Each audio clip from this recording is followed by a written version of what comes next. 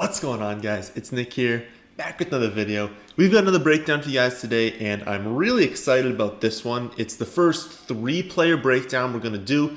We're still going to do the Higgins, Ayuk, and Lamb one, but I am waiting until after the draft for that one just to make sure things don't get shaken up. But we're doing DK Metcalf versus AJ Brown versus Stefon Diggs. It's a really important one because it's so early in the draft that there are a lot of different positions that will be facing this exact choice. Like, there's a ton of mock drafts you're going to do. If you're doing more than one league, you're probably going to have to make this decision. And so I've been coming down to it a ton. I wanted to know what my answer was, and so very excited to do this one. Before we start, a reminder that you've got about a week and a half left to use the promo code on the website. You get 15% off now through the end of April, but after that, it's going to full price, so take advantage before that happens. All right, let's start things off with the stat of the day as per usual. Yesterday's stat was which wide receiver with 0 touchdowns last season had the most targets, most receptions, and receiving yards. The answer is Jacoby Myers. And Old Man Jay was the first to get that on YouTube. And once again, Jacob Massive was the first to get that right on Twitter. Today's stat: among wide receivers to score at least 15 PPR points per game with 10 or more games played last season, only one averaged fewer than 60 receiving yards per game. Who was it? Okay, so first up for the breakdown, we're going to do DK Metcalf. So Metcalf's entering his 3rd season at age 23, turning 24 in December. When he initially came into the league, there was never any question about his athletic ability, right? 99th percentile speed score, 97th percentile burst score, a massive catch radius. I mean, he is just a freak. The only questions were, is it going to translate into the NFL? Because, I mean, we have seen some players who are freaks athletically that just don't make it in the NFL. We figured he'd make it, but it was like, how good is he going to be? Can that translate into elite production? Well, then he lands on Seattle, and we've seen from these last 2 seasons that, yeah, it's going to translate, and it already has translated. Rookie season, 58 receptions for 900 yards, 7 touchdowns. But then we saw a glimpse of things to come in the playoff game against the Eagles, because his rookie season was really, really good, but, he wasn't, last season DK Metcalf in his rookie year. He still had some room to grow, but that playoff game, he was dominant. 7 receptions, 160 yards, and a touchdown. Then he continues that explosion into his 2nd season, starts the year off with 100 yards or a score in each of the first 5 games, posts an end-of-season stat line of 83 receptions, 1,303 yards, 10 touchdowns, while also going 5 for 92 and 2 touchdowns against the Rams in the playoffs. Metcalf also had just 1 game playing less than 82% of the snaps, and it came in a 37-point blowout against the Jets, where he still had 6 for 61 and a score. All in all, scores less than 10 fantasy points in just 5 out of 16 weeks, scoring 17 or more fantasy points in 44% of his games, and that's including 2 matchups against Ramsey. That's not something that most wide receivers have to face every season. Excluding the matchups against Ramsey, they averaged 15.5 fantasy points per game, which would have ranked 5th last season. The big thing, like, everyone knows that he's good, right? Like, I just told you all these stats, like, obviously DK Metcalf's good.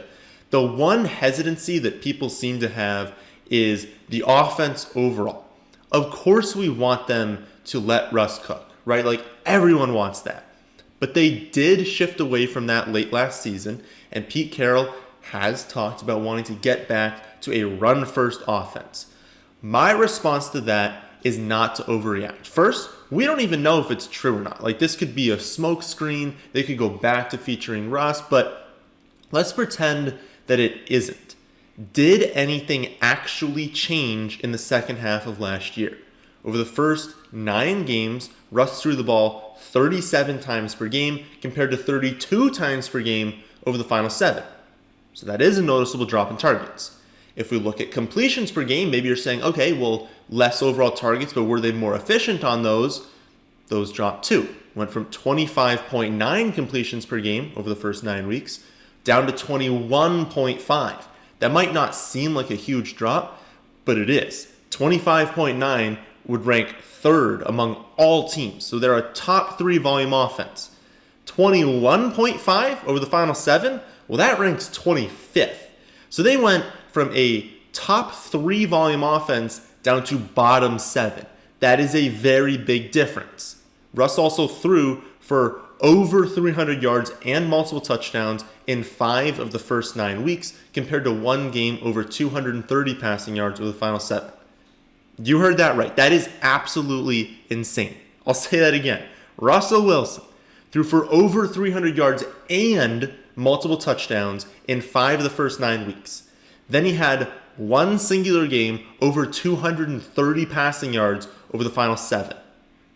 And then what happened in their playoff game? Only completes 11 passes for 174 yards and 2 scores. So yes, there was a big change in the second half of last season. But that's not really what we want to know here. We want to know, well, how did that impact DK Metcalf? And the wild thing is, it did, but sort of didn't as well. If we look at fantasy production, it absolutely did. He averaged 16.7 fantasy points per game over the first 9 weeks, compared to 11.4 over the final 7. But that is heavily skewed by touchdowns. He scored 8 times in the first 9 weeks, and then only twice in the final 7. If we look at volume, it tells a very different story. Even with the big decrease in total pass attempts, Metcalf actually averaged slightly more targets per game over the final 7 weeks. 8 targets per game over the first 9 weeks, compared to 8.1 per game over the final 7. And even in that dreadful playoff game for Russell Wilson, remember he completes 11 total passes, well, Metcalf still caught 5 of them for 96 yards and 2 touchdowns. We actually see this a lot in DFS. We have these higher total games, and so the studs are definitely more attractive, right? But a lot of the times, it's the secondary players that benefit from this increased volume. And it's the opposite in the low volume games, right? The secondary players really struggle in low volume games, but Metcalf is still going to get his, right? Over the first 9 weeks, Metcalf had a target share of 23% with 39% of the air yards. Compare that to the final 7 weeks, where remember, they went from a top 3 volume offense down to bottom 7, his target share then jumped to 27%, air yards jumped to 44%. So he gets a 4% boost in both target share and percent of team air yards. And like we said, slightly increasing his targets per game despite the decrease in total volume for the offense. That is the most important takeaway for me. If Seattle throws the ball 40 times per game, Metcalf is probably going to have a good game.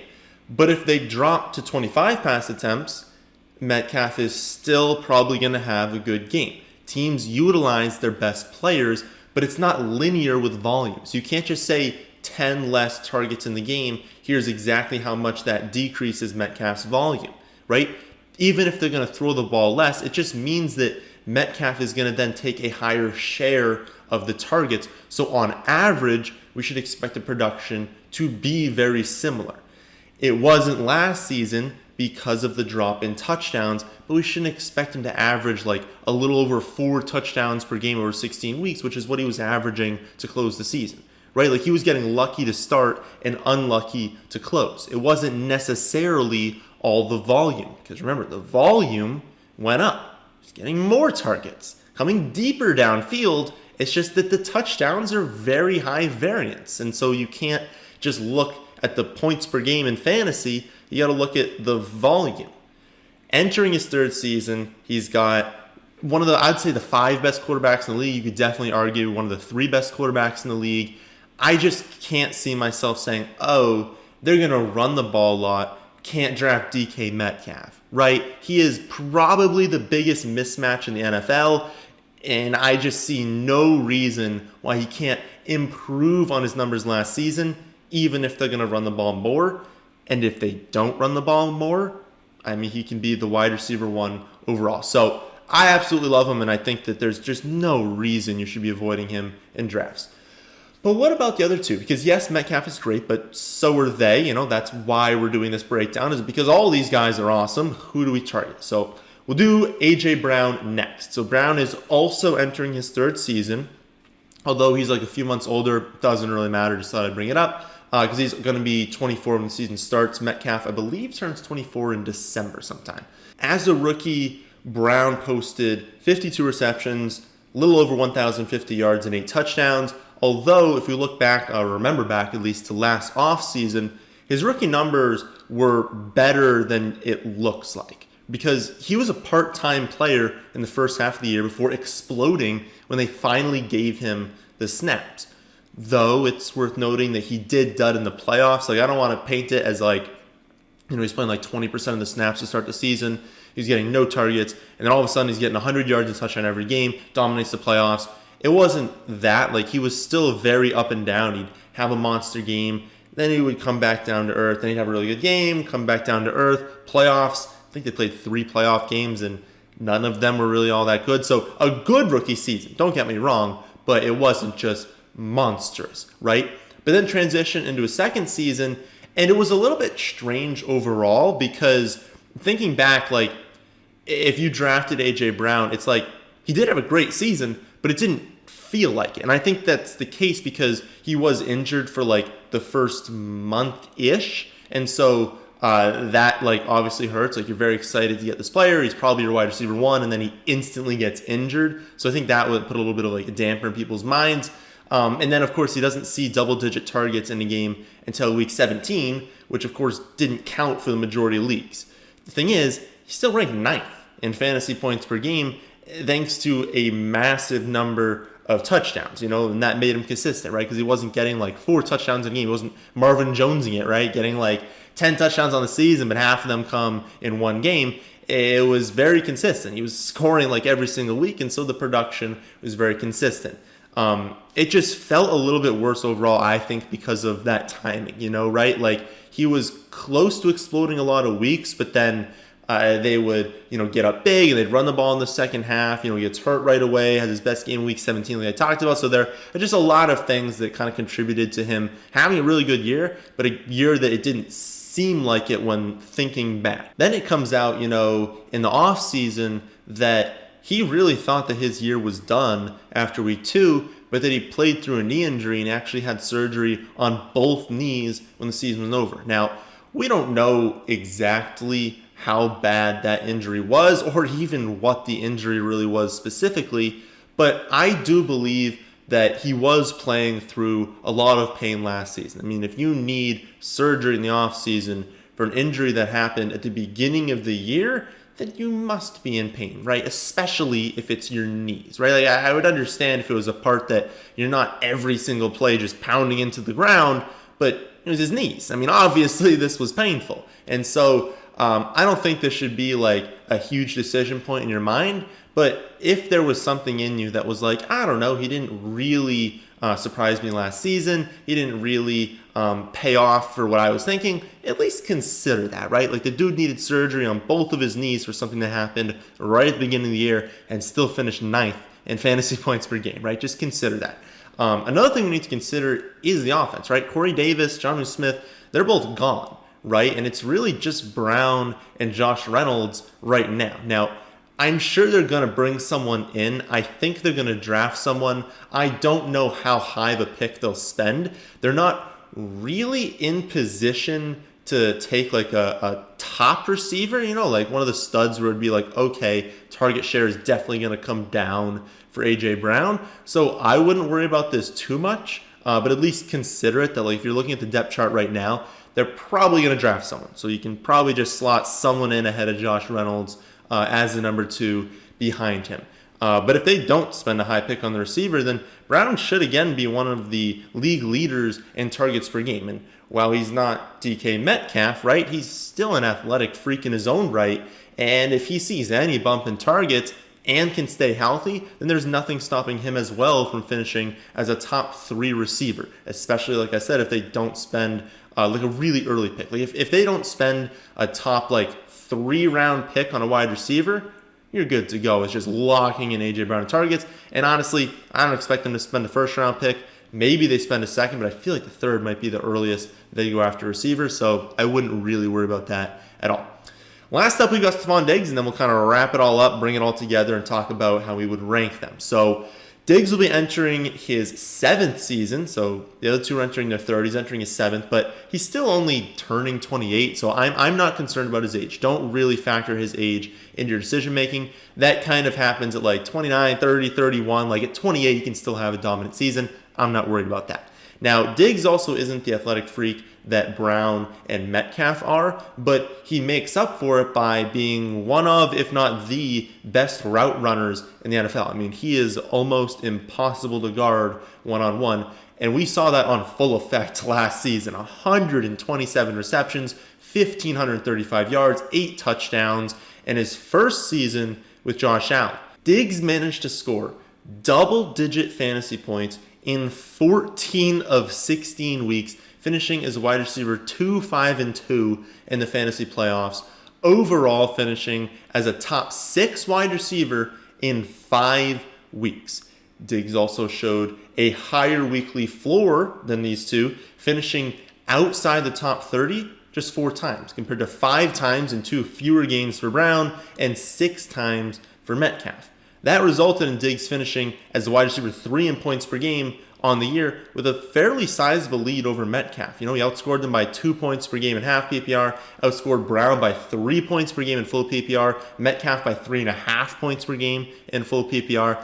The biggest positive for Diggs is that consistency. He was a lock for 15 fantasy points every single week, and he did not sacrifice the ceiling either. You know, it's one thing if he was getting 15 fantasy points every week, but never having a spiked week. Like I said before, he was a top 6 wide receiver 5 times. You know, the switch from Cousins to Josh Allen was massive for him. Allen is just more willing to take chances deep, and with no more Thielen, Diggs was clearly the alpha, meaning that his target ceiling was a lot higher, especially week to week. And if we look ahead to this season, I mean, we should expect some more of the same, right? Like Emmanuel Sanders was added, but he's 34 now and should really just take what John Brown was getting, since Brown's now on the Raiders.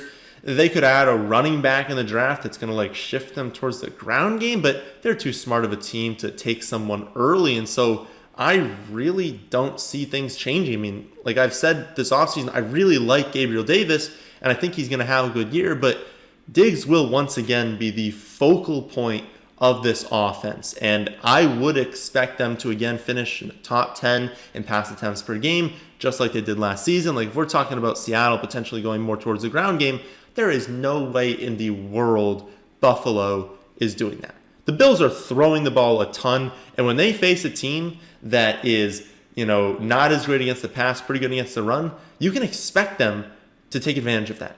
We have watched games where they're like, you know what, we're going to throw the ball the first 20 plays. We do not care about establishing the ground game. Just a completely ridiculous thing to actually believe. They don't believe it. They're like, you know what? This team's bad against the pass. Let's just throw the ball every single play. They're willing to do that, whereas other teams are not willing to do that, and that is going to benefit Diggs.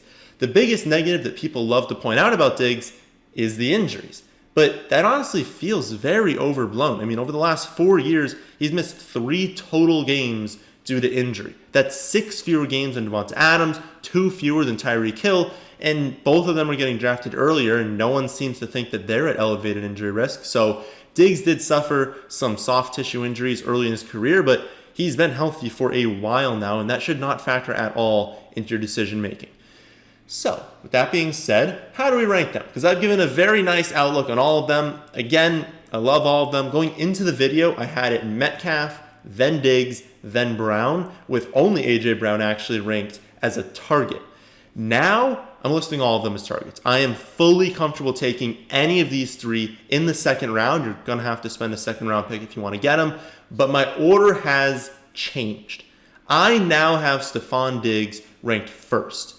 Even in a season where he was average to below average in like expected touchdowns, like on average, he should probably score a little bit more than he did. He still crushed both Metcalf and Brown in really any scoring format. That's in, again, his first year with Josh Allen after a shortened offseason. You have to respect that, right? And including the playoffs, he had at least 10 receptions or 100 yards.